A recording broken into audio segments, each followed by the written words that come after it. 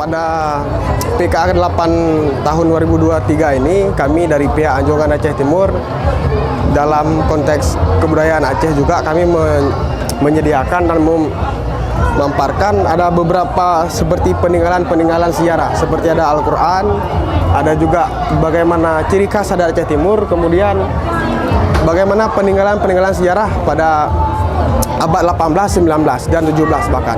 Seperti ada peninggalan dari berbagai kerajaan, salah satunya di kerajaan Perlak.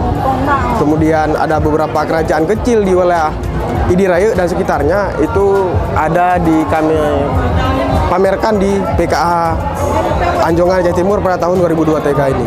Anjungan Aceh Timur juga karena berbicara PKA juga itu berbicara rempahkan dunia, pulihkan dunia. Salah satu ciri khas di Aceh Timur ya sesuai sejarah lada sijupa, dan kami pun sebagian dari rempah ini juga ada lada, kemudian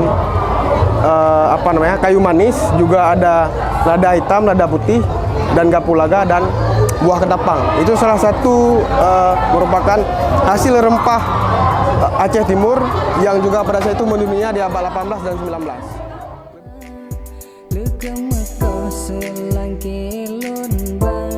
Tapi jela mebek manyang marah Dumpure demi dinda Walau sakit sang lon tegak Nyan kemenanjing nolona